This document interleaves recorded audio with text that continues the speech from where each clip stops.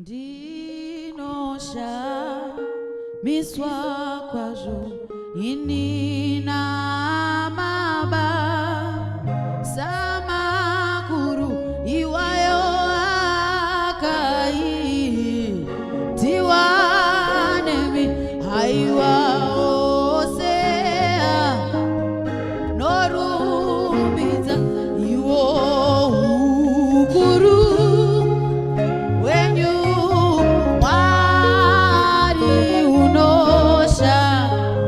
misa kwazo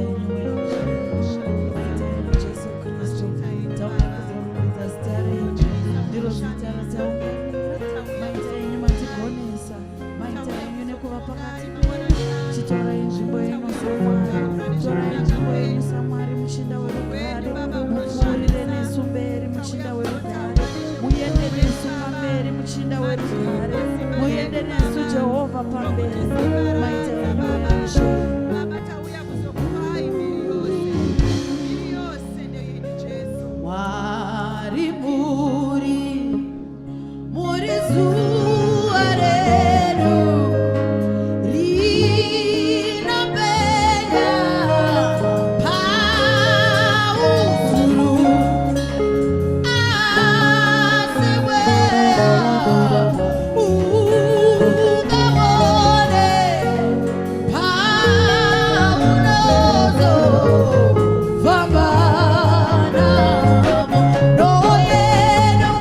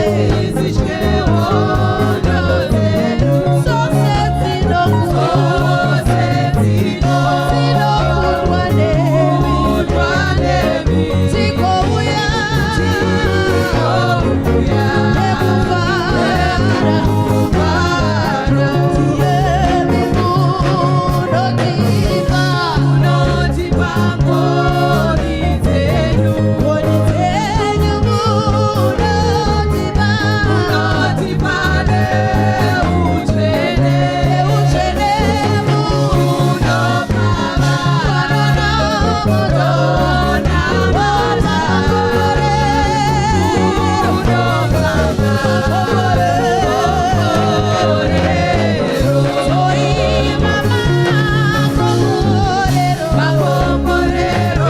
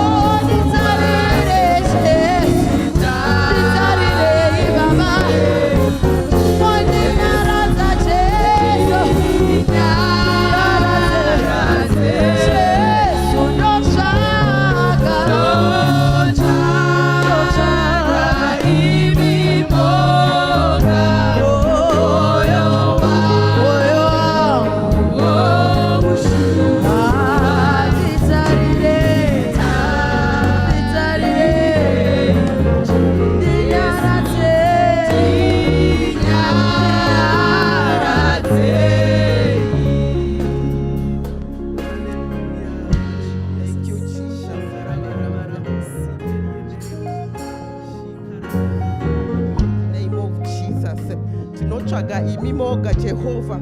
Ndimi makarurama Baba. You alone are worthy. We seek you, O Lord. Hakuna mumwe akaita semi Jehovah. Tinosimudzira maziso edu kwamuri. From hands where our help cometh. Lord, we will seek you, Father. Tinokutsvagai Baba.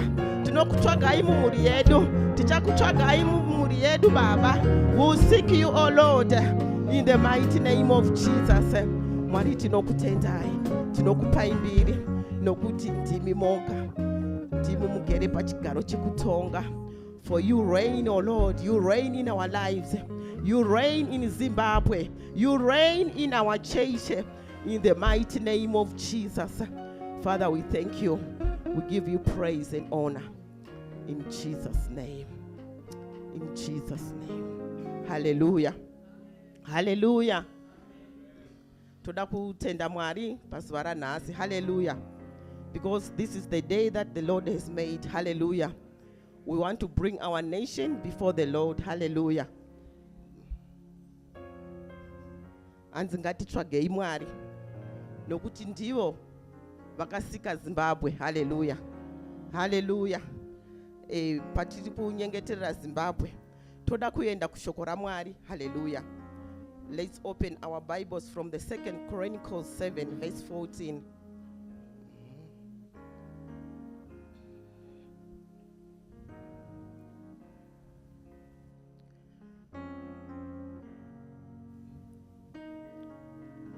Hallelujah.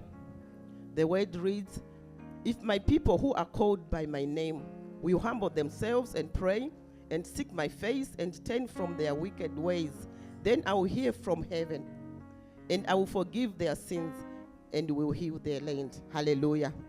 Hallelujah.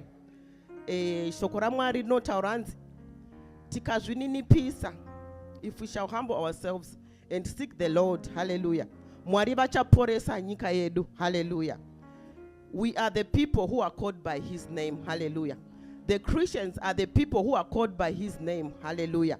Saka ngatitsvagei Mwari pamusoro paZimbabwe. Hallelujah. Ngatiunzei nyika yedu kuna Mwari. Hallelujah. Nokuti Mwari vari kutivimbisa. And if we seek the Lord shall heal the land. Hallelujah. Hallelujah. Let's also go to Jeremiah 30, verse 17. But I will restore you to health and heal your wounds, declared the Lord. Hallelujah.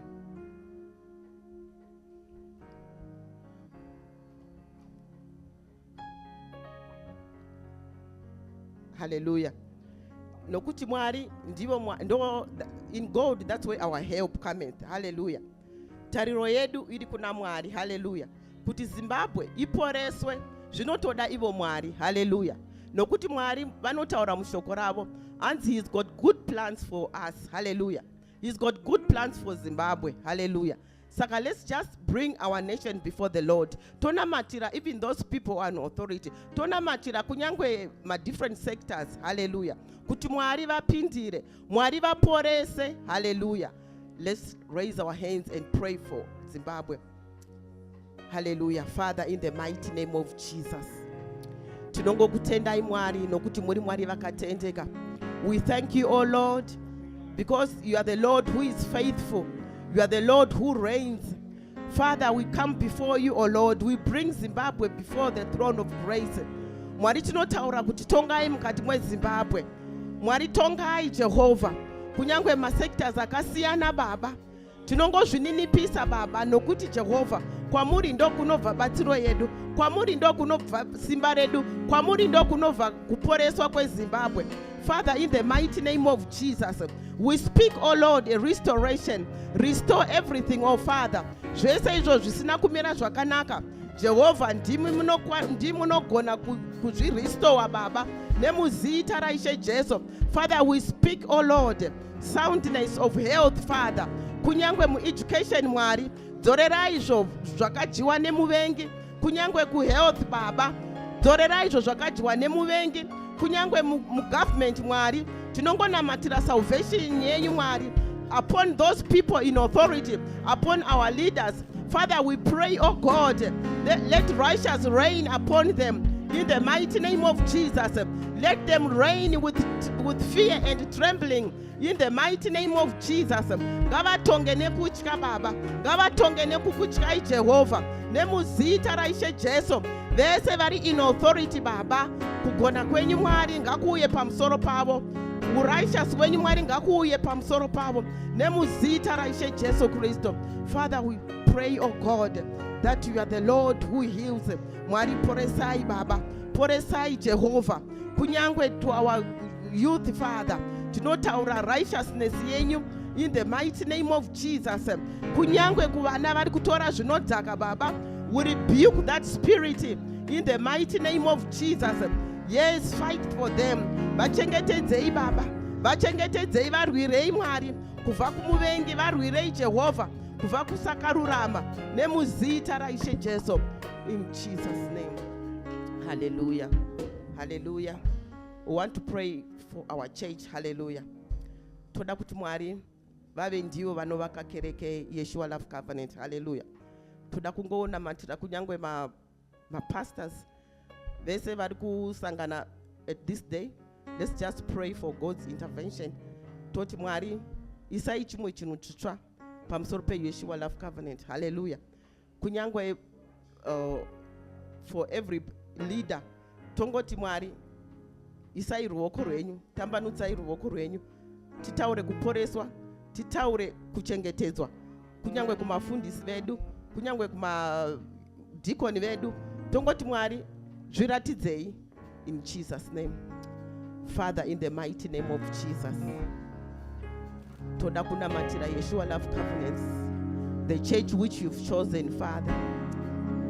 Mwari taurai kukereke Baba, taurai kukereke Jehovah, that Lord, it shall go forward, Father. It shall go forward, Mwari, nokuti makaisanangura ndimi, nokuti ndimi makaigadza Baba, nemuzita raIshe Jesu. Speak to Yeshua Love Covenant, Father. Speak to our pastors, oh Lord. Speak to our deacons, Father. In the mighty name of Jesus. Put a new anointing upon our pastors. Let them hear from you, oh Lord. Ngavanzwe kubva kwamuri Baba. Taurai murimi Jehovah. Put a new word pamusoro pavo Baba. Isai shoko idzva Baba. Revive them, oh Lord. Vasimbisei Mwari nemuzita raIshe Jesu. Let's just thank God, because He's the God who hears us for everything that we've just asked. Let's thank God, Father, in the mighty name of Jesus. Tinokutendai Mwari, nokuti muri Mwari vakatendeka. Tinokutendai, tinokupai mbiri, nokuti nyasha dzenyu dzinogara nekusingaperi. For your grace is sufficient, O Lord, upon Yeshua Love Covenant. Your grace is sufficient, O Lord, upon Zimbabwe. Your grace is sufficient, O Lord, upon our pastors. Your grace is sufficient, O Lord, upon the people of God, the children of God. Father, we thank you. We exalt you, King of glory. In Jesus' name. Hallelujah. Hallelujah. Hallelujah. We are very grateful today to be in the house of God. Hallelujah. The important time has now come so that we hear the word of God. Hallelujah. With ululating and clapping of hands, let's welcome our only elder, Chikova, as he comes to minister to us. Hallelujah.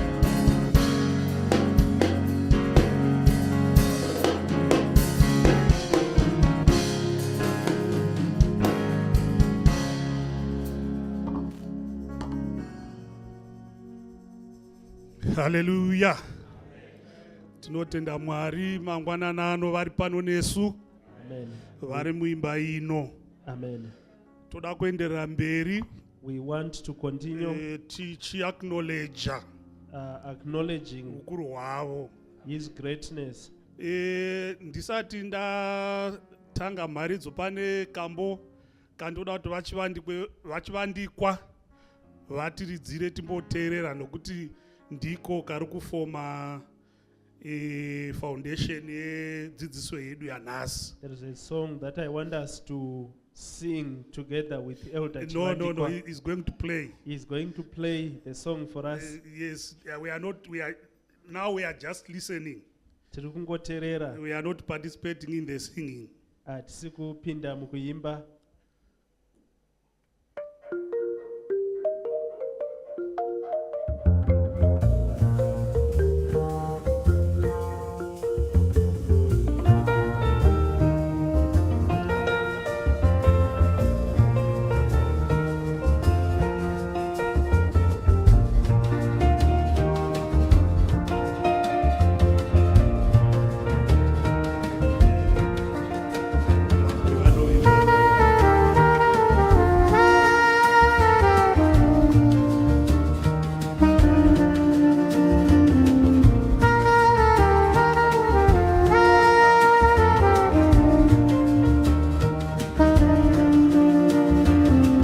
Vamwe vanovimba nengoro namabiza tichadana kuzitara eshe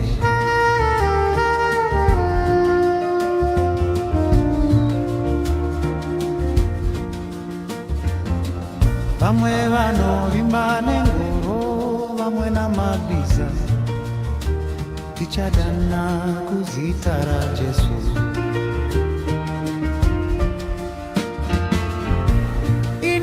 Bimbana Jesu, bimbana Jesu, na Jesu, no bimbana ye. Ini no bimbana Jesu, bimbana Jesu, na Jesu, no bimbana ye. Anondi chengeta, anondi chengeta, no bimbana ye.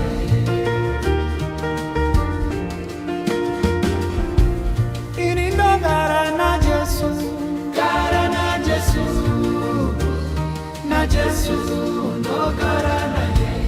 Ini no garana Jesu, garana Jesu, na Jesu, no garana ye.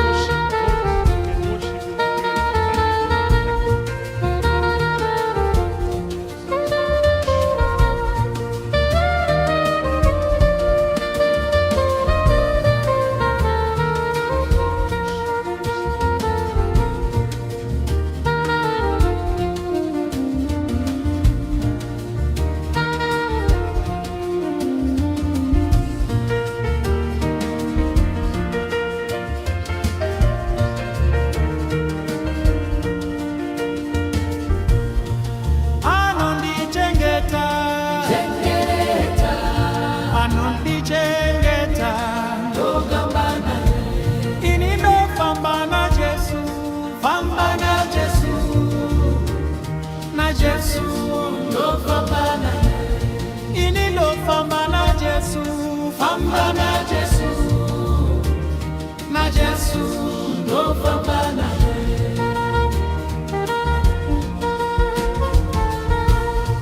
Anundi chengeta, chengeta. Anundi chengeta, no fambana. Anundi chengeta, chengeta.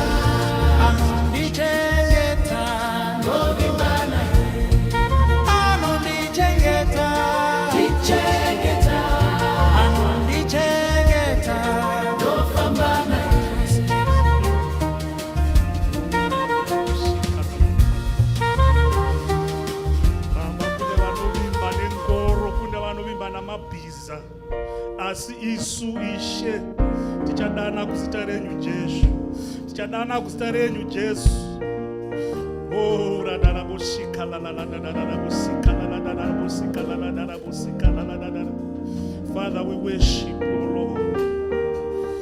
Hallelujah, hallelujah, hallelujah, hallelujah. God garipas, God garipas tinzwe shokora mwari. Hallelujah. Let us take our seats. Hallelujah. Tinovimba na Jesu. We trust in Jesus Christ. Vamwe vanoimba nengoro. Some trust in Vamwe chariots. vanoimba namabhiza. Some in horses. Hallelujah. Amen. asi isu tichadana kuzita But we will raShe, remember the name of the Lord. tichadana kuzita We raJehovha. will call upon the Lord. Hallelujah. Amen. I think we have heard people saying, Takasinzwa vanhu vachiti God helps those who help themselves. Mwari unobatsira vanozvibatsira. Hallelujah. And some of us have thought it is a verse in the Bible. Vamwe tikatofunga kuti pada indima iri mubhaibheri. It's a lie. Handizvo. Hallelujah. Amen. There is no such verse in the Bible. Hakuna ndima inoti Mwari vanobatsira vanozvibatsira. The word of God Shoko raMwari says something totally different. rinotaura zvinopesana neizvozvo. Hallelujah. Amen. Without God, Pasina Mwari we are nothing. hapana zvatiri. With our own power, Nesimba redu with tega our own strife, nokushingirira with kwedu our own planning, nokuronga kwedu with our own abilities, nekugona kwedu nekwaniso dzedu it is nothing before God. hazvina zvazvinobatsira pamberi paMwari. Hallelujah. Amen. We depend on God. Tinovimba naMwari. When God delivers us, Mwari pavanotidzikinura, when God performs miracles in our Mwari life, pavanotiitira zvishamiso muupenyu hwedu, sometimes He does it with our involvement, dzimwe nguva vanozviita tine zvataita, sometimes without our involvement. dzimwe nguva pasina zvataita, But at the end, asi mugumo wazvo glory belongs to God. mbiri ndeyaMwari. Hallelujah. Amen. Glory belongs to God. Mbiri ndeyaMwari. Hallelujah. Amen. The song Rwiyo is from Psalms 20 verse 7. runobva kuna mapisarema 20:9. Some trust in chariots. Vamwe vanovimba nemabhiza, In chariots. vamwe vanovimba nengoro, Some trust in horses. vamwe vanovimba nemabhiza, But we will remember asi isu ticharangarira the name of the Lord. zita raJehovha Mwari wedu. Proverbs 21 verse 31. Zvirevo 21:31. The horse is prepared for the day of battle, Bhiza rakagadzirirwa zuva rokurwa, but victory belongs to the Lord. asi kukunda How ndekwaJehovha. much we prepare Magadzirire atinoita to achieve kuti in tikunde this life, muupenyu huno it counts nothing to God. hazvina maturo kuna Mwari, Because ultimately, nokuti mugumo wazvo the victory kukunda belongs to God. kunobva kuna We Jehovha. can prepare our horses for battle. Tinogona kugadzirira mabhiza edu zuva We can rokurwa, do our strategies. tinogona kuita urongwa hwedu, But ultimately, asi zvese zvaitwa victory kukunda belongs to Him. kunobva kuna Jehovha. Victory Kukunda belongs to God. ndekwaJehovha. Hallelujah. Amen. Why? Nemhaka yei? Why did David speak of chariots and horses? Nemhaka yei Dhavhidhi akataura pamusoro pemabhiza nengoro? During the biblical times, Panguva dzemubhaibheri, chariots, ngoro they were used for war. ndo dzaishandiswa kundorwa. If it were today, Kana kuri nhasi we'll talk of cruise missiles. totaura pamusoro pezvitundumusere So musere. the more chariots the army had, Saka kuwanda kwengoro dzaive nehondo the more confidence they had. ndo kuva nekugutsikana kuti vaizokunda. Egyptians are well known for their chariots in the Bible. VaIgipita vanozikamwa nezvengoro dzavo mubhaibheri. Hallelujah.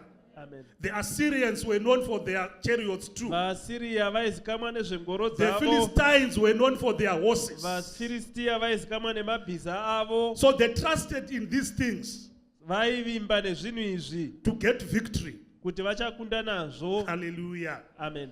But I don't remember Asi handirangariri in the word of God mushoko raMwari where they had victories pavakawana over kukunda the armies of God. pahondo dzaJehovha. Why? Nemhaka yei? Because God's children, Nokuti vana vaMwari, God's children vana vaMwari always remembered the name of the Lord. vairangarira nguva dzose zita Going into the raJehovha. battle, vachipinda muhondo, facing the chariots, vachitarisana nengoro, facing the horses. vachitarisana nemabhiza. Theirs was to remember the name of the Kwavo Lord. kwavaifanira kuita That's why kurangarira David said, zita raJehovha. Ndosaka Dhavhidhi achiti some trust in chariots, vamwe vanoimba some trust nengoro, in horses. vamwe vanoimba But as nemabhiza, for us, asi kana tirisu we will hedu call upon the name of the Lord. ticharangarira We zita will remember the raJehovha, name of the Lord. ticharangarira zita raJehovha. Hallelujah. Amen. We should not depend on ourselves. Hatifaniri kuzendama pane zvatinogona. Every victory we get, Kukunda kwese kwatinowana, small kudoko, or small or big. kudoko kana kwakakura. Hallelujah. Amen. It is by the doing of God. Zvinobva pane kuita kwaMwari. It is by the doing of God. Zvinobva pakuita Let's look kwaMwari. at Psalm 20. Titarire mapisarema emakumi. Hallelujah. From verse 1. Kubva pandima yokutanga, David says, Dhavhidhi unoti, the Lord hear thee in the day of trouble. Jehovha ngaakupindure nomusi The wokutambudzika. name of the God of Jacob defend thee. Zita raMwari waJakobho rikuise pakakwirira. The name. Zita, The name. zita. That's why David says Ndosaka Dhavhidhi achiti in verse 7, pandima we will remember the name of the Lord tichareva zita raJehovha Mwari because wedu, it is our defense. nokuti ndicho chitaviridzo chedu. It defends us. Rinotitaviridza. Hallelujah. Amen. From our enemies. Kubva kuvavengi vedu. Hallelujah. Amen. We should depend Tinofanira on the kuzendama name of the Lord. pazita Even raJehovha. if they come with their chariots. Chero vakaverenga ngoro dzavo, Even if your enemies come with chariots. chero vavengi vako Even vakaverenga if they ngoro come with dzavo, the horses. chero vakauya nemabhiza, Yours is to remember kwako kwaunofanira kuita the name kurangarira of the Lord, zita which raMwari, is our defense. anova chitaviridzo chedu. Without the name of the Lord, Pasina zita raMwari we are defenseless. tiri pamhene. Hallelujah. Amen. We are defenseless. Tiri pamhene. You know, in the world, Munyika people do a lot of things. vanhu vanoita zvakasiyana siyana. Some go to witch doctors. Vamwe vanoenda kudzin'anga, Some go to prophets. vamwe vanoenda kuvaprofita. Hallelujah. I will tell a story. Ndichataura nyaya. My wife is a farm in Marondera. Vane purazi kumarondera. So we have a very beautiful place Pane nzvimbo yakanaka, where there are caves, pane mapako, where water runs under the cave. pane zvitubu zvinoyerera You know, mumapako. we are having problems chasing away people from that Tiri place, kunetseka kudzinga vanhu munzvimbo iyoyo, chasing away people from those caves. tichidzinga vanhu You will find mumapako. rice there. Munowana Rice. mpunga, You will find live black chickens, munowana huku nhema, red cloth, mowana micheka mitsvuku, broken African pots. zvimbiya zvakapwanywa. Hallelujah. But of course, we declared that this will be a sacred place for the Lord. Takaparidza kuti ichava Now, these nzvimbo people are looking for yakakoshera. defenses Vanhu vari kutsvaga zvitaviridzo in demons. mumweya You yakaipa. also find apostle, and I You forgot find to the mention, apostolic sects there, so that you understand them. kuti muvanzwisise. Hallelujah. Amen. In fact, some had camped for 1 month Pane vanga vaita zambara ravo kwemwedzi wese, and we had chased them away. tikazovadzinga. They operate with the same spirit. Vanoshanda That's nomweya where I mumwe. discovered that they operate with the same spirit Pandakaona kuti ndezvimwe with witch doctors. nen'anga. So they are looking for defenses. Vari kutsvaga zvitaviridzo. Hallelujah. Amen. They are looking for defenses. Vari kutsvaga They are gathering zvinovadzivirira. their chariots. Vakaunganidza ngoro They are gathering dzavo, their horses. vakaunganidza mabhiza They avo, trust in those things. vanovimba They nezvinhu trust in izvozvo, those chariots. vanovimba They nengoro trust in those idzodzo, horses. vanovimba nemabhiza iwawo. But what do? Asi tinodiko? We call upon the name of the Lord. Tinorangarira zita raJehovha We Mwari remember the wedu. name of the Lord. Tinorangarira zita raJehovha We remember Mwari. the name of the Lord. Tinorangarira zita raMwari. Hallelujah. Amen. In verse 5, Mundima we yechishanu, will rejoice in thy salvation. tichafara kwazvo nokukunda kwenyu. And in the name of our God, Muzita raMwari wedu we will set up our banners. tichasimudza mireza yedu. The Lord fulfill all thy petitions. Jehovha ngaite zvose Hallelujah. zvawakakumbira. We shall set up our banners. Tichasimudza mireza yedu. Banners symbolize victory. Mireza inomirira kukunda. Hallelujah. Amen. In the name of our Lord, Muzita raMwari we shall wedu declare victory. tichaparidza We shall set kukunda. up our banners Tichasimudza mireza because yedu. we don't trust in chariots. Nokuti hativimbi We don't trust nengoro. in the worldly patterns. Hativimbi We nezvinhu will zvenyika remember ino. the name of the Lord. Ticharangarira So zita God will give raJehovha. us victory Mwari uchatipa because we kukunda. remember His name. Nokuti tinorangarira We call zita upon rake. His name. Tichadana zita rake. Hallelujah. Amen. Then verse 7. Ndima yenomwe. Some trust in chariots Vamwe vanovimba and some nengoro. in horses. Vamwe namabhiza. But we will remember Asi isu ticharangarira the name of the Lord our God. zita raJehovha Mwari wedu. Hallelujah. Amen. I want you to remember Ndinoda urangarire when you are under pressure kana uri pakumanikidzwa to believe kuti utende. in chariots, Vanotenda zvengoro, to believe kutenda ngoro in horses. nemabhiza. Yours is to remember. Asi chako kurangarira. Yours is to remember Chako kurangarira the name of the Lord. zita raJehovha Remember Mwari that you wedu. are bought by precious blood of Rangarira Jesus. wakatengwa neropa rinokosha raJesu. Remember you are a child of God. Rangarira uri mwana waMwari. You are not of this world. Hausi wenyika ino. Hallelujah. Amen. You are of a higher order world. Uri wenyika yepamusoro yakakwirira. Hallelujah. Amen. Remember that. You Rangarira are born izvozvo. again. Wakaberekwa You are a patsva. child of God. Uri mwana waMwari. Don't be pressured to Usamanikidzwa trust in chariots. kuti uvimbe It nengoro. could be family pressure Dzinogona kuva kumanikidzwa Don't be kwemhuri. pressured. Usamanikidzwa to trust in horses kuti uvimbe namabhiza. because these are temporary. Nokuti izvi ndezvenguva pfupi. Hallelujah. Amen. Hallelujah. Amen. Hallelujah. Amen. Remember, Rangarira when you remember the name of the Lord, paunorangarira you are zita declaring, raJehovha. you are declaring Uri declaring kuparidza that God, kuti Mwari you are our strength. muri simba redu. Without you, Pasinemwi we are weak. hapana zvatiri. You are declaring Uri you kuparidza are our protection. muri chitaviridzo chedu. Without you, Pasinemwi we are vulnerable. tiri pamhene. Hallelujah. You are declaring, oh Lord, Uri kuparidza you kuti are haiwa our Ishe hope. muri tariro Oh yedu. Lord, Imi you are our Jehovha provider. muri mupi wedu. Without you, Pasinemwi we are nothing. hapana zvatiri. Without you, we Pasinemwi are poor. tiri varombo. Hallelujah. Amen. Hallelujah. Amen. Let's remember. Tirangarire. Let's remember the name of the Lord Tirangarire in zita all raJehovha circumstances. pamamirire ezvinhu Whether you ose. are under pressure, Ungava pakumanikidzwa. whether you are not under pressure. Ungava usiringamanikidzwi. Hallelujah. Amen. Whether you have money in your pocket, Ungava nemari muhombodo whether you mako don't have money in your pocket, kana usina. whether you are sick Ungarwara or you are healthy. kana kuti usingarwari. Hallelujah. Amen.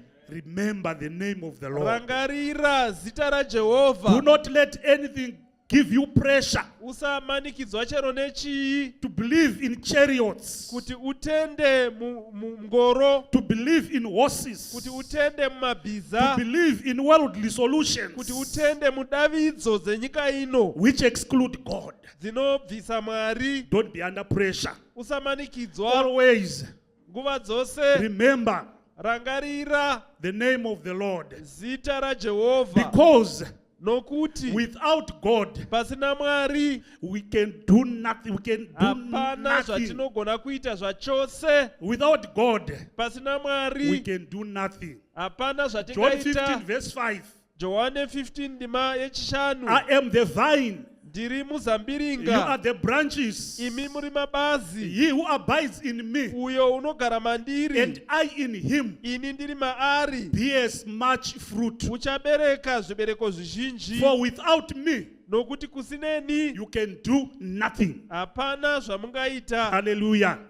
This is a very categorical statement. Kutaura kunorevesa. Without Jesus, Kunze kwa Jesu. you can do nothing. Hamugoni kuita chinhu. Now, we are not saying you will not achieve anything without Hatisi Jesus. kuti hapana zvaungazoita pasina Jesu. We have in the world Tine vanhu munyika. successful business people Vanhu vakabudirira pane who do not know zvemabhizimusi. the Lord.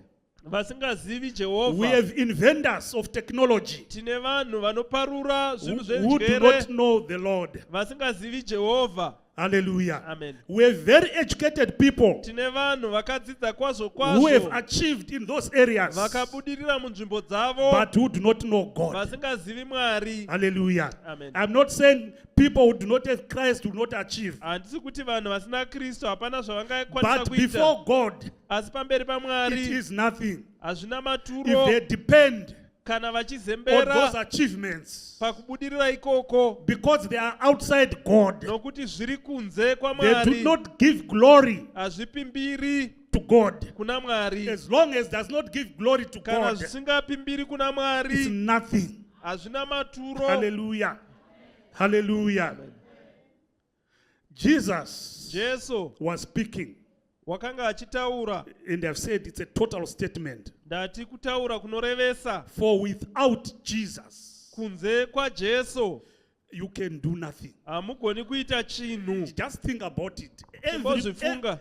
Every minute thing which you do, Chinhu chero chidiki chipi chaungafunga if it is not for the glory of kana God, chisiri chembiri yaMwari it's nothing. hapana zvachiri. Hallelujah. Amen.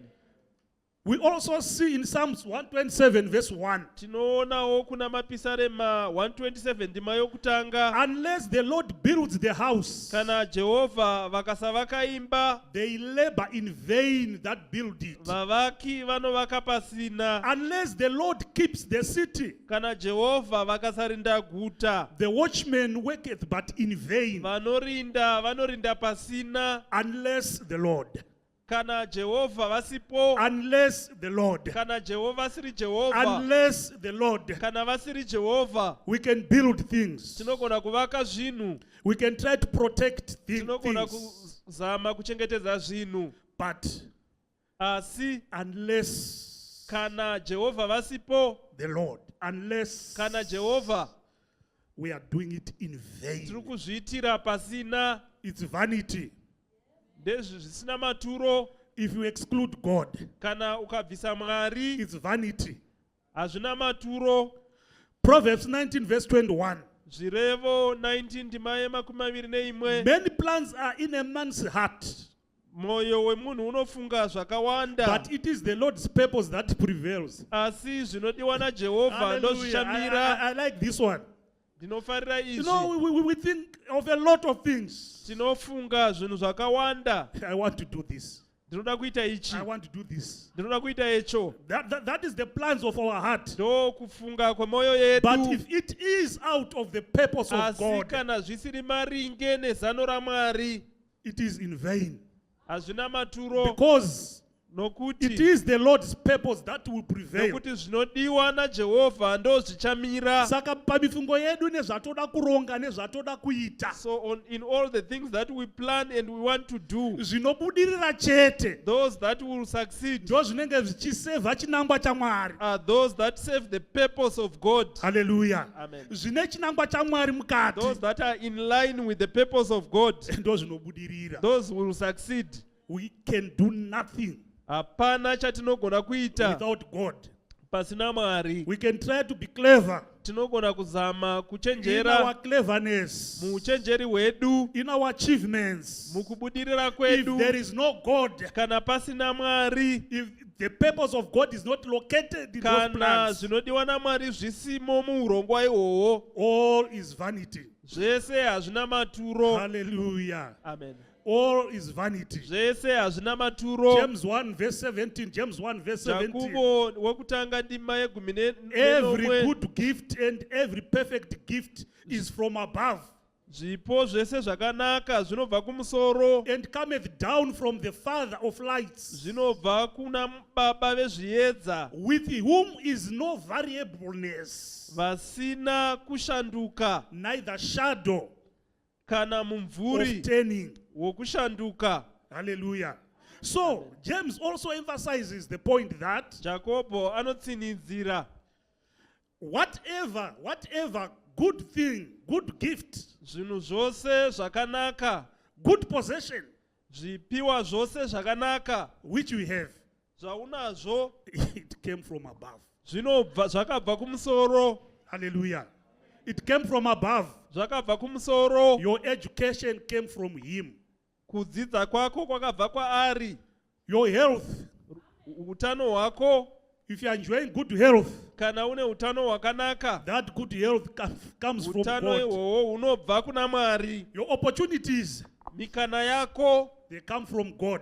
inobva kuna Mwari. We hear a lot of testimonies here. Tinonzwa uchapupu hwakawanda How pano God creates corridors for his children, kuti Mwari vanogadzira mikana sei kuitira vana for vavo them to enter, kuti vapinde and they are shown favor. vowana kudikanwa. Hallelujah. Amen. Such opportunities, Mikana yakadero, the testimony should always be, uchapupu hunofanira kugara huchiti they come from God. zvinobva kuna They Mwari. come from God. Zvinobva kuna They Mwari. do not come from chariots. Hazvina kubva kungoro. They do not come from horses. Hazvina kubva kumabhiza. Hallelujah. Amen. Deuteronomy 8, Deuteronomy 8, 17 and 18. ndima 17 ne-18. And thou say in thy heart, Kuti urege kutaura mumwoyo mako, my power and the might of mine hand have gotten me this wealth. kuti simba rangu nokugona kworoko rwangu ndizvo zvakandiwanisa pfuma iyi. But thou shalt remember the Lord thy God. Asi unofanira kurangarira Jehovha Mwari For wako, it is that giveth thee power to get wealth, nokuti ndiye unokupa simba rokufuma, that he may establish his covenant, kuti asimbise sungano yake which he sware unto thy fathers, yaakapikira madzibaba ako, as it is today. sezvaanoita nhasi. Hallelujah. Amen. I can just say, Ndinogona kuti whatever possessions we have, as I've said, zvese zvatinazvo the author sezvandataura, is God. muvambi ndimwari. God gives us the ability Mwari unotipa kwaniso to gather wealth. kuti tiunganidze pfuma. But remember, Asi he rangarirai, is always the source. ndiye Hallelujah. muridzi. If the source is not God, Kana zvisingabvi kuna Mwari, it's nothing. hazvina maturo. Hallelujah. Amen. Hallelujah. Amen. Now, sometimes God works on his own Dzimwe nguva Mwari vanoshanda vega to bless us, kuti vatiropafadze, to show us his power. kuti vatiratidze simba ravo. The worlds were Nyika, created. nyika dzakasikwa. Hallelujah. Amen.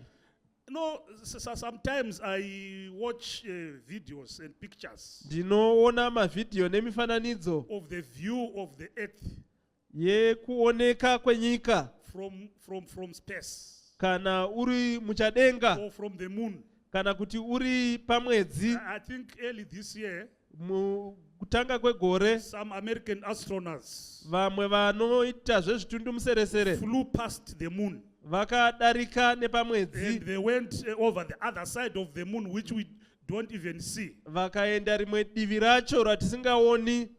You could see the earth Waigona kuona nyika from their vantage point. uri kumusoro kwokumanhengenya kwavaive, A blue ball, uchiona riri bhora reblue majestic. rakakura. And you wonder Woshamisika how it was just located. kuti chakangomiswa ipapo sei. Hallelujah. Amen. I read, I'm fascinated. Ndinonakidzwa.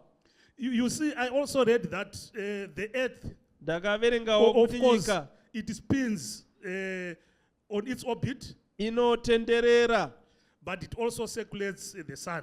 ichitenderera denga, And it also moving in space ichifamba yakapapamara, with speeds of hundreds of thousands of kilometers per hour. ichimhanya zvine simba. Hallelujah. Just creation, Kungosika showing kwaMwari, the power of God, zvichitaridza simba showing raMwari, the mighty power of God. zvichitaridza simba raMwari. So God created the earth. Mwari wakasika nyika, He simply spoke. wakangotaura, No one helped him. hapana wakamubatsira. Hallelujah. Amen. When he created Adam, Paakasika Adamu. hallelujah, Amen. and the Lord God formed man of the dust of ground and breathed into his nostrils the breath of life, and man became a living soul. Mwari wakasika munhu kubva paguruva revhu akafemera maari munhu akava chisikwa chipenyu. Genesis 2 verse 7. Genesi 2 ndima 7. Adam did not exist Adamu akanga asipo until God formed him, kusvika Mwari vamusika, God intervening personally. Mwari vachipindira vamene. Even the birth of Jesus, Chero kuberekwa kwaJesu it is a miracle chishamiso that was wrought within the hands of God. chakaitwa mumaoko aMwari. Hallelujah. Amen. He did not work through an individual. Haana kubata kuburikidza nomunhu. Hallelujah. Amen. But that conception of Mary, Asi kubata mimba kwa Maria it was the direct work of God. kwakanga kuri kushanda kwaMwari. Hallelujah. Amen. Sometimes Dzimwe nguva when God wants to work, Mwari kana vachida kubata he instructs you to be a spectator. vanokurayira kuti uve muokeri. Hallelujah. Amen. Just to cheer him. Kuti ungovakuza. And we have some examples. Tine mifananidzo. Jehoshaphat. Hallelujah. Amen. Jehoshaphat was faced with a syndicate of armies. Jehoshaphat anga asangana nezvikwata zvehondo. A syndicate. Zvikwata zvehondo. Then they came together. Vakanga vabatana. They were syndicated against him. Vakanga vabatana kuti varwisane The naye. Bible talks of the Moabites, Bhaibheri rotaura pamusoro pevaMoabhi, Ammonites, vaAmoni, Meunites, vaMeunites, Chronicles 2 Chronicles 20 verse 1. vakoronike echipiri chikamu. So Chapter Jehoshaphat 12. was faced with a great army, Anga asangana nehondo huru, but God instructed him, asi Mwari ndokumurayira. do not fear, number 1. Usatya chekutanga, Number 2, do not fight. chechipiri usarwa. Hallelujah. Amen. You will not need to fight in this battle. Haufaniri kurwa muhondo iyi. He was a spectator. Anga ari muokeri, He was obedient. wakateerera, Was told, akaudzwa arrange choirs. ronga Choir. vaimbi, And they sang. vachibva vatanga They kuimba, worshipped God. vakarumbidza Mwari. And God defeated his enemies. Mwari ndokukunda vavengi vake. Hallelujah. Amen. Israelites at the Red Sea. VaIsraeri pagungwa dzvuku, God told them, Mwari wakavaudza, stand still and see the salvation of the Lord. mirai muone ruponeso rwaJehovha. Be a spectator. Mira uchiokera, You are not, don't do anything. musaita chero chipi. Hallelujah. Amen. And Moses was told, Mozisi akaudzwa, lift up your stick. simudza tsvimbo yako. And the waters parted. Mvura ndobva dzapatsanuka. He obeyed God. Wakateerera Mwari. So sometimes God just wants you to obey. Dzimwe nguva Mwari vanongoda kuti uteerere. If he gives an instruction, Kana vakakupa kurayira, do it. zviite. And God will work. Mwari vanozoshanda. Hallelujah. Amen. Noah Noah was told to build an ark wakaudzwa kuti avake areka against all odds. zvichipikisana nezvinhu zvose. He was labeled an antisocial. Akanzi haabati nevamwe. Hallelujah. Amen. He was doing his own thing. Akanga achiita zvinhu Some zvake, laughed at him. vamwe vakamuseka. Hallelujah. Amen. What is this man doing? Kuti ko But munhu uyu Noah unoitei. obeyed. Asi Noah wakateerera. At the end, Mumashure mazvo, his obedience, kuteerera kwake, he followed God's instruction. akateerera kurayira kwaMwari, His family was delivered. mhuri yake ikapona. I have spoken of Moses. Ndataura pamusoro He was paMozisi. instructed to stretch the rod, Wakarayirwa kuti atambanudze tsvimbo, and the Red Sea parted. gungwa dzvuku We have the rikapatsanuka. story of Naaman Tine nyaya yaNamani in 2 Kings 5 verse 14. kumadzimambo echipiri chikamu chechishanu ndima yegumi nechina. So Naaman went down and dipped himself in the Jordan 7 times, according to the word of the man of God. and his flesh was restored like the flesh of a little child. Namani wakaenda akandoita zvaanga Naaman was arayirwa an esteemed man, akaporeswa. Anga ari munhu aikudzwa, very influential man, anga ari munhu ane simba, but he was not an Israelite. asi anga asiri He muIsraeri. had leprosy. Anga ane maperembudzi. And then he went, Wakaenda was told by one of his servants, akaudzwa nemusikana there is a waimushandira, man of God kuno munhu waMwari in Samaria. muSamaria. Hallelujah. Amen. Whatever he tells you, Zvese zvaanokuudza just do it. chingoita izvozvo. Naaman went, Namani was wakaenda told by Elisha, akaudzwa naErisha, go and wash 7 times in the river Jordan. enda unozvinyika kanomwe murwizi Jorodhani. Naaman obeyed, Namani wakateerera and he was healed of his leprosy. akaporeswa pamaperembudzi We ake. have the story of Peter. Tine nyaya yaPeturo. Hallelujah. Amen. He was instructed by the Lord, Wakarayirwa naIshe cast your nets. kuti kandira utava hwako. He obeyed. Wakateerera And they had an exceptional catch. vakabata hove zhinji. Even their nets Utava hwavo could not contain. hukatadza kubata. Hallelujah. Amen. At the wedding at Cana, Pamuchato wepaKana they were instructed, vakarayirwa, pour water dururai into the mvura jars. mumakate. They obeyed. Vakateerera. Hallelujah. The first miracle of Jesus happened. Chishamiso chekutanga chaJesu Also, the chikaitika. story of the blind man Tine nyaya yemunhu aive bofu who was told to go and wash in Siloam. akaudzwa kuti aende kunogeza kuSiramu. He obeyed. Wakateerera. Hallelujah. Amen. And he got healed. Akaporeswa. Now, Zvino whether God works directly on his own, zvingava as we have zvokuti seen, Mwari ashande ari ega, whether God uses you, kana kuti ashandise iwe, whether God gives you an instruction kana kuti anokupa kurayira and you obey woteerera and you get your miracle, wowana chishamiso chako. let's remember, Ngatirangarire glory always belongs to God. nguva dzose mbiri ndeyaMwari. Hallelujah. Amen. Noah could have said, Hapana waigona I kutaura have achiti built this ark. Noa aigona kuti ndakavaka areka I'm a iyi, great engineer.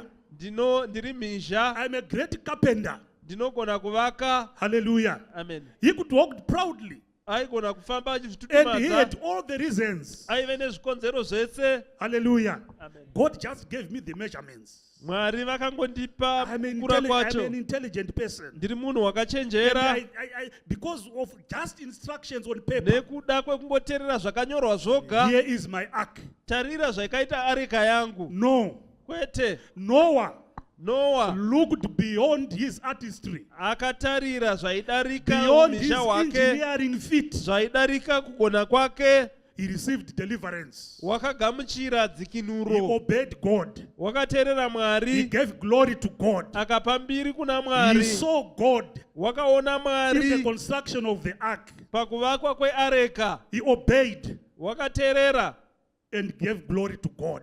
akapa mbiri kuna Mwari. Moses also, Mozisiwo he obeyed God. wakateerera He Mwari, did not puff himself up. haana kuzvitutumadza. Hallelujah. Amen. So when God works in our lives, Mwari pavanoshanda muupenyu hwedu, when you get a revelation, paunowana you kuzarurirwa, apply it, you unokushandisa, get the miracle. woona chishamiso. Remember, Rangarira, glory belongs to God. mbiri Because there ndeyaMwari, is nothing which we can do outside God. nokuti hakuna chatingaita kunze kwaMwari. Hallelujah. Amen. We should always give glory to God, Tinofanira kupa mbiri kuna whether Mwari nguva it is our dzose, obedience. kungava kuteerera kwedu. In fact, Naaman, Namani when he was told to go and wash in Jordan, paakaudzwa kuti anogeza muna said, in Jorodhani, my home country I've many akati kumusha rivers. kwangu kune nzizi Why dzakawanda, should I go into the river Jordan? ko ndoenderei But his kuJorodhani? servant said, please just Muranda obey. akati chingoteerera.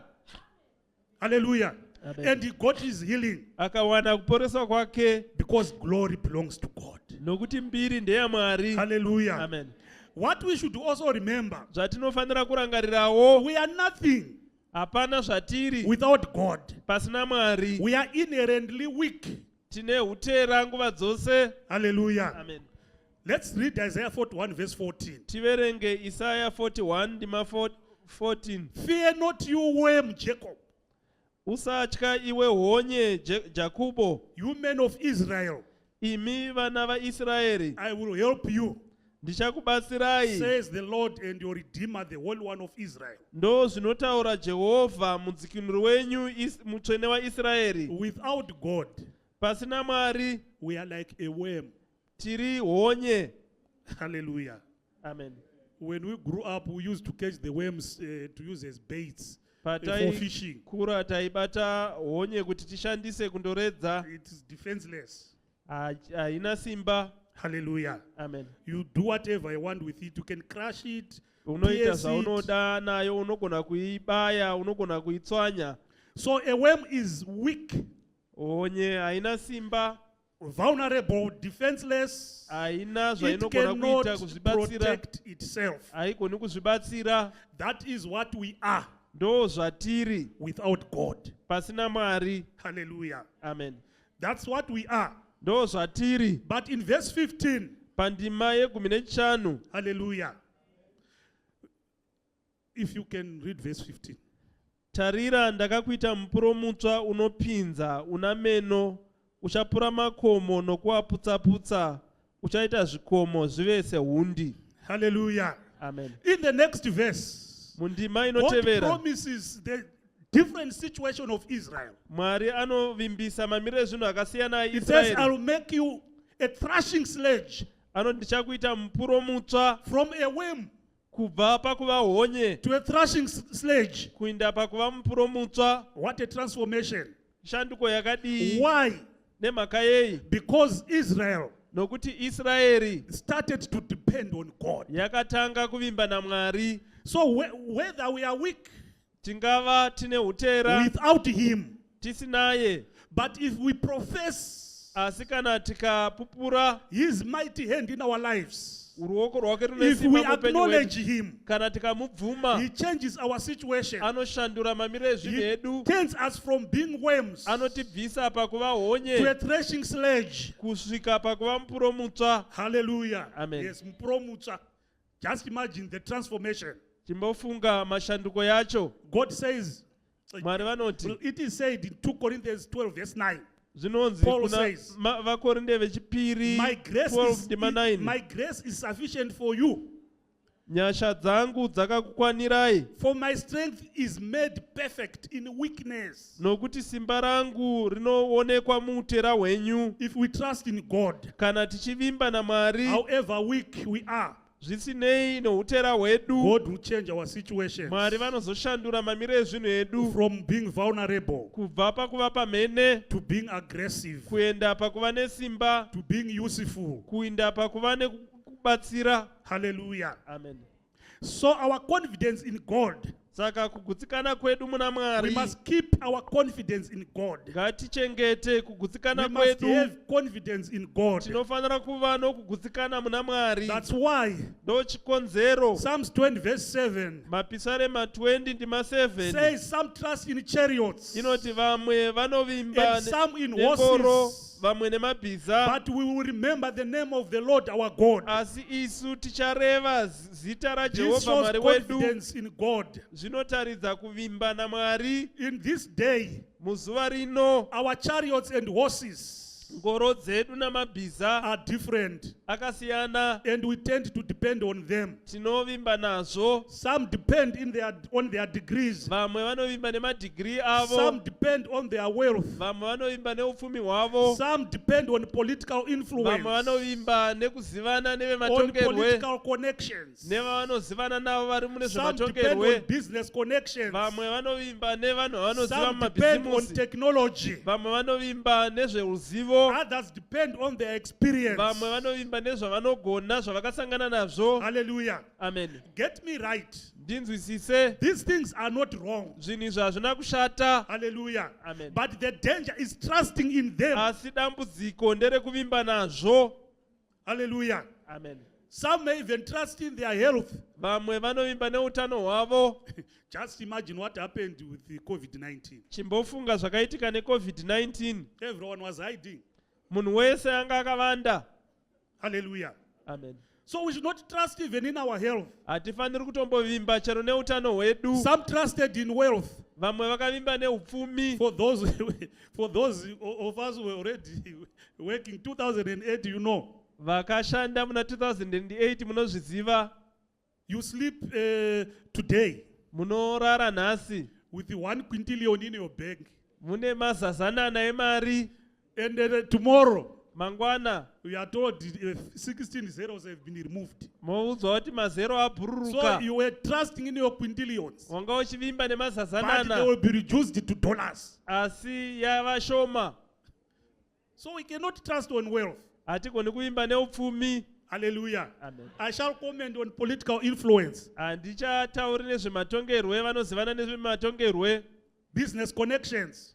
kuzivana nevanhu mumabhizimusi. Hallelujah. Amen. We should not trust in these things. Hatifaniri kuvimba Please nezvinhu get me izvi. right. Ndinzwisise. In this world, Munyika ino, if you don't have connections, kana usina you unoziva, are limited in the way you do une business. mikana mishoma mubhizimusi. But what I'm saying, Asi zvandiri kutaura, don't trust in that. usavimba neizvozvo. Amen. Amen. Hallelujah. Amen. Don't trust. Usavimba neizvozvo. It's good to have them. Zvakanaka kuva nazvo. Don't trust in them. Usavimba nazvo. Hallelujah. Amen. Psalms 13, verse 16 and 17. Mapisarema 13 ndima 16 ne-17. No king is saved by the multitude of an army.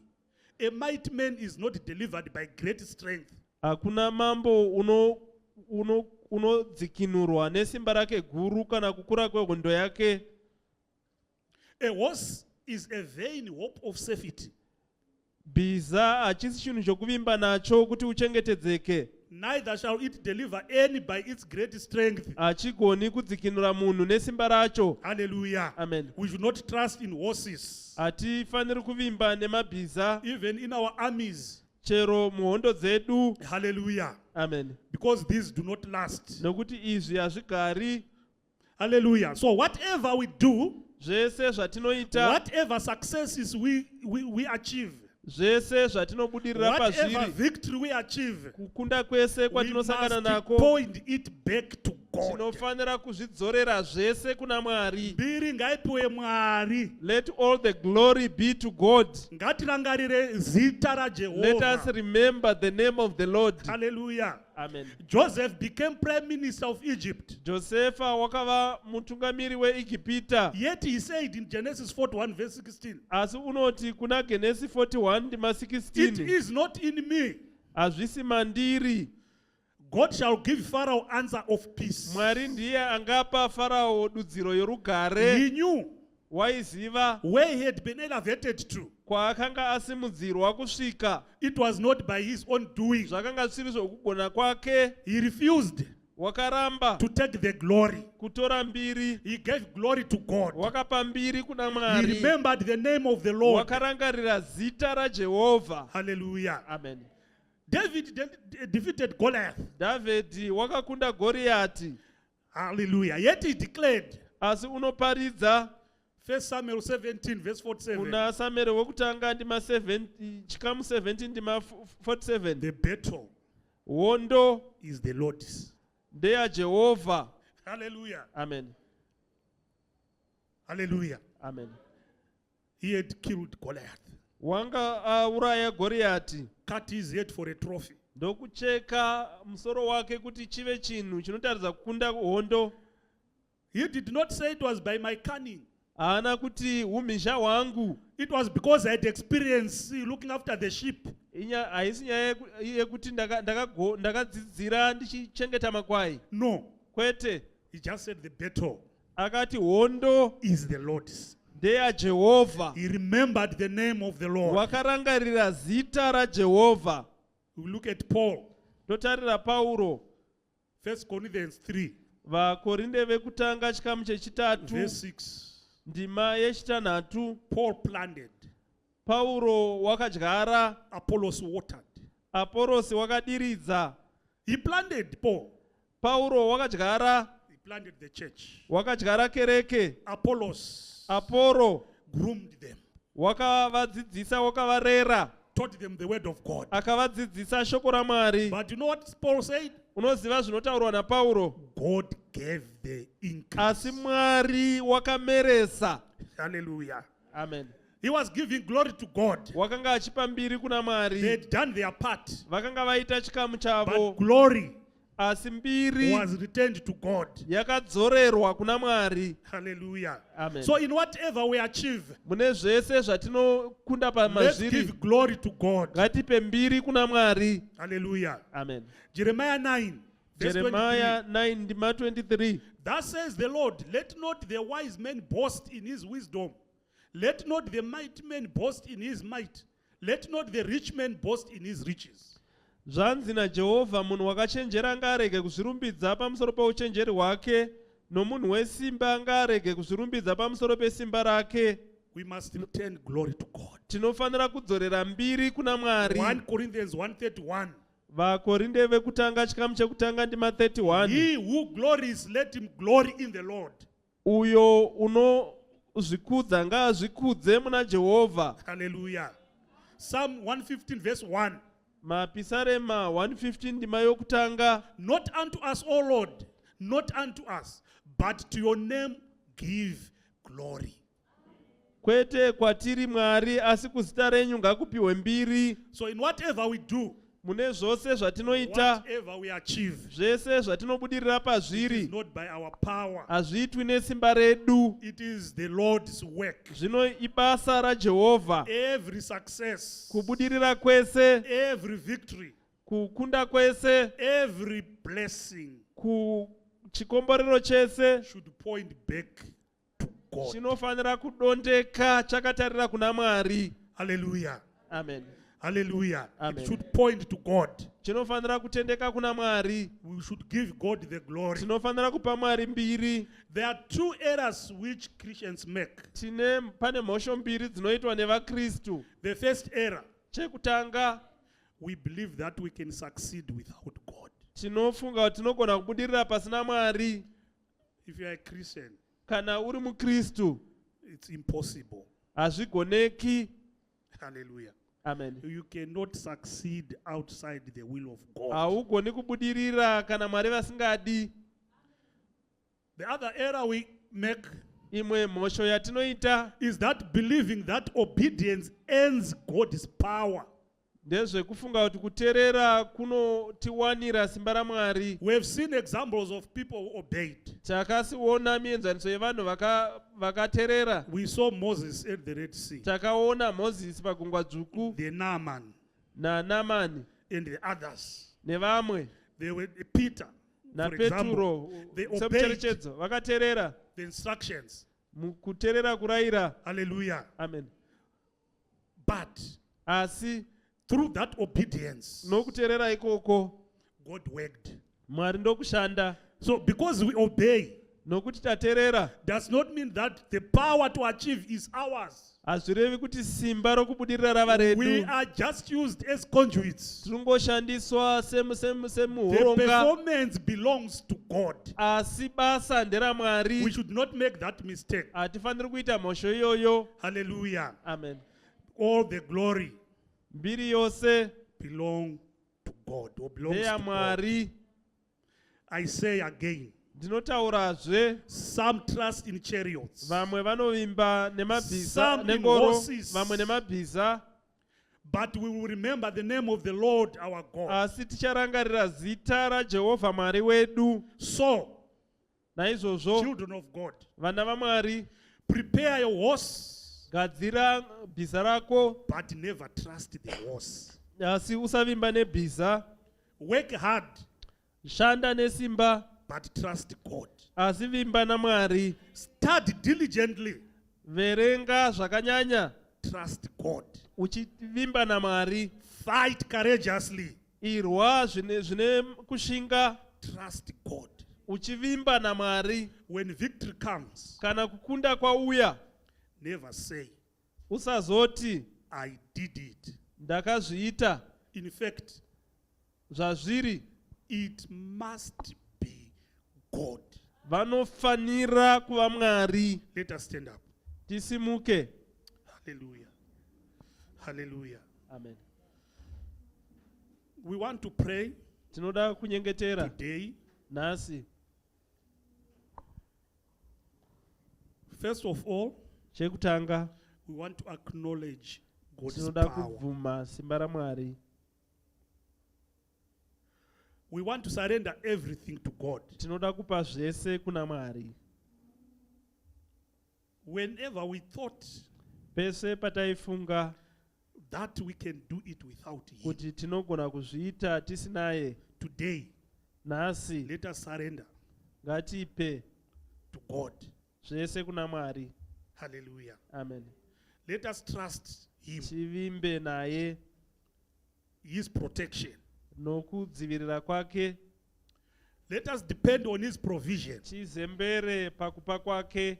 Hallelujah. Amen. And above all, Pamusoro pazvose let us expect titarisire His victory.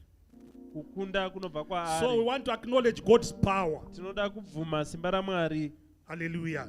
Amen. We want to surrender Tinoda kuzvipa everything to God zvese kuna Mwari. and say we are but worms. Toti tiri honye.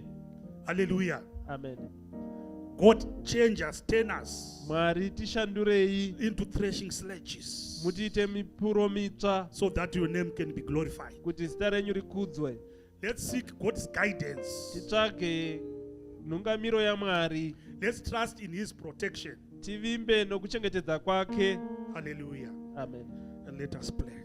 Tinyengetere. Baba ndoda kutendai masikati ano. Father, I want to thank you in the name of Jesus. You are the source of all our strength, O Lord. Without you, we are nothing. Father, we pray for your protection. Father, we call upon your name. Father, give us hope. Father, give us provision and victory. Yes, in the name of Jesus. Father, we pray that you grant us that understanding to trust in you, that we may have deeper trust in you, not in our own abilities. Father, we pray and commit our plans, oh Lord. Father, I commit my plan, I commit my work.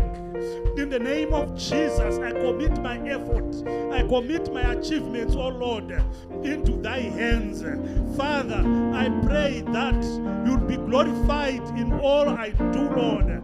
Father, let not the glory come to me, Father, but let the glory, oh Lord, Father, come to you. Father, all my achievements, Father, whether big, whether small, Father, I pray in the name of Jesus, Father, that I glorify your name, that I glorify your deeds, oh Lord, that the glory may not come to my life in the name of Jesus, but that we give you the glory. Father, I pray for protection even over my family, oh Lord, even over our families, oh God, over our work, over this ministry, because it is you alone who can protect us, oh God. Father, if a watchman watches over the seat and you do not watch with him, oh God, Father, he watches in vain. In the name of Jesus, Father, I declare that you are our shield, oh Lord. Father, I declare that you are our defender. Father, in every battle, you give us victory. In the name of Jesus, Father, I want to thank you, oh Lord, for you are our provider. Father, we thank you for you provide us in finances, oh Lord. Father, all our needs, oh Lord, and in every area of our lives. Father, we pray, oh God, that we do not trust in chariots. Father, we do not trust in horses. But Father, we will remember your name, oh God.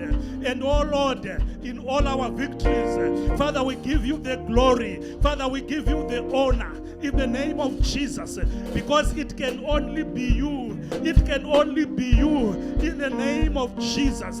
Father, I want to thank you. Every deceitful spirit, I come against it in the name of Jesus.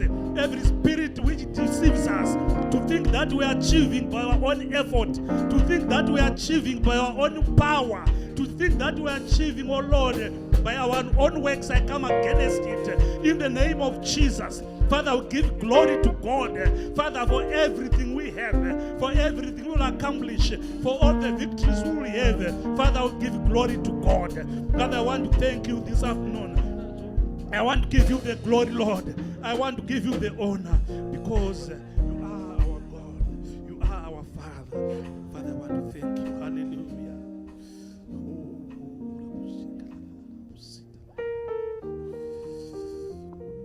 Hallelujah, hallelujah. Perhaps you have been trusting in chariots. pada wanga uchivimba nemingoro, You have been trusting in horses. wanga uchivimba namabhiza, You have been trusting in the worldly fortification. uchivimba nezvitaviridzo zvenyika ino. I want you to know Ndinoda uzive that we have a Father, tina baba, we have God in heaven, tina Mwari uri kudenga who is sufficient. akakwanira. With him, Naiye you don't need any extra layer of protection. haudi zvimwe zvitaviridzo, You don't need any chariot. haudi dzimwe You ngoro, don't need any horse. haudi mabhiza. Perhaps you are like that in this room. Pada wakadero mumba muno, You are not born again. hauna kuberekwa patsva. You want to know God. Unoda kuziva Mwari, You want to leave your sins. unoda kusiya zvivi You zvako, want to be washed by the blood of unoda Jesus, kusukwa neropa raJesu so that you can depend on him, kuti ugozembera paari, so that you can call on his name, kuti ugodana kuzita rake, so that you can remember his name. kuti ugorangarira zita rake. Hallelujah. Amen. Hallelujah. Amen. If you are among us and you are like that, Kana uri pakati pedu wakadaro, you want to start a new life, unoda kutanga upenyu hutsva, a forgiven life, upenyu hwakaregererwa, a life that belongs to God. upenyu huri hwaMwari. This is a beautiful afternoon to do that. Masikati akanaka ekuti utange. If you are like that, Kana wakadaro, show by raising your hand. zvitaridze nokusimudza ruoko rwako. We will pray with you. Tinozonyengetera newe. Hallelujah, hallelujah. Hallelujah.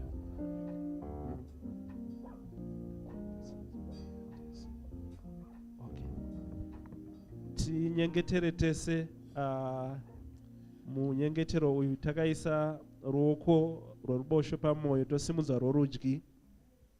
Titi Baba vari kudenga, ndinouya kwamuri nhasi. Ndinobvuma kuti ndiri mutadzi. Ndinobvuma kuti handigoni kuzvibatsira, handigoni kuzviponesa, asi iyemi Jesu, mwanakomana waMwari, makaratidzwa kuti muve mhinduro yangu, kuti muparadze mabasa ose omuvengi. Ndinozarura mwoyo wangu nhasi. Ndinoti Jesu Kristu, pindai mumwoyo mangu, ndiponesei, ndiregererei zvivi zvangu, ndiitei mwana waMwari. Iwe Satani, nezvako zvese, ndinokuramba nhasi, ndinogura ukama newe, ndinopupura kuti ndaponeswa, ndabatsirwa naMwari, ndawana mhinduro inonzi Jesu. Ndichamutevera nokumunamata mazuva ose oupenyu hwangu, muzita raJesu. Amen. Hallelujah. Perhaps you have prayed that prayer for Pada the first time. wanyengetera munyengetero uyu kwokutanga, I want you to know ndinoda uzive that God is faithful kuti Mwari vakatendeka, and his word is true. shoko ravo nderezvokwadi. Hallelujah. Amen. You are born again. Watoberekwa patsva. Hallelujah. Amen. Perhaps you were shy to raise your hand. Pada wanyara kusimudza ruoko rwako, So when others go for lessons, vamwe pavanoenda kuzvidzidzo zvavo find out wowana kuti vari kuenda kupi, so that we are taught the babe steps of growing kuti into the Lord. kuti udzidziswe zvidanho zvekukura nazvo munashe. Hallelujah. Amen. Ngatigadzirire mupiro wedu. Let's prepare our offerings. Kana tapa mupiro, When we have given our offerings, vanoita ma-announcements vozouya. we will be given the announcements. Hallelujah. Amen. Kubata kwenyu kunoshamisa Jehova, nekuti muri mutsvene, Ona pamunobata panooneka Jehova. Atinoti isu tinoti tinoti muri muchene. Atinoti muri muchene. Apa munobata panooneka Jehova. Nokuti muri muchene. Una maitiro enyu anooneka Jehova. Nokuti muri muchene. Atinoti muri muchene. Tinoti muri muchene. Isu tinoti muri muchene. Atinoti muri muchene. Oh, maitiro enyu anoshamisa Jehova. Nokuti muri muchene. Ona pamunobata panooneka Jehova. Nokuti muri muchene. Isu tinoti muri muchene.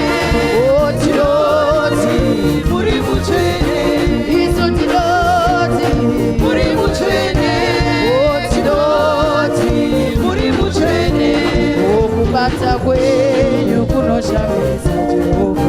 Nokuti muri muchene. Ona mabasa enyu atishamisa Jehova. Muri muchene. Isu tinoti muri muchene. Oh, tinoti muri muchene. Isu tinoti muri muchene. Atinoti muri muchene. Isu tinoti muri muchene. Ona tinoti muri muchene. Isu tinoti muri muchene. Oh, tinoti muri muchene. Oh, tinoti muri muchene. Tinoti muri muchene.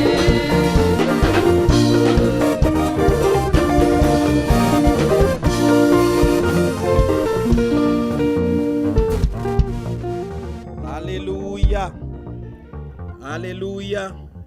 Tiomberere shoko raMwari maoko. Amen. Mwari ndiMwari wakatinakira. Haleluya. Tinotenda Mwari nedzidziso neshoko ratagamuchira zuva ranhasi. Tinogona kutora zvigaro zvedu. Amen.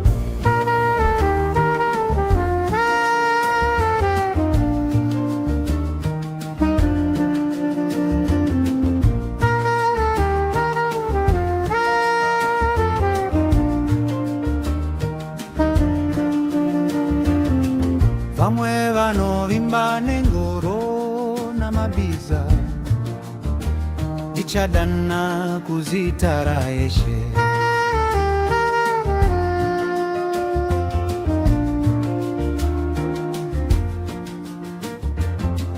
Vamwe vanovimba nengoro, vamwe namabiza, tichadana kuzita Jesu.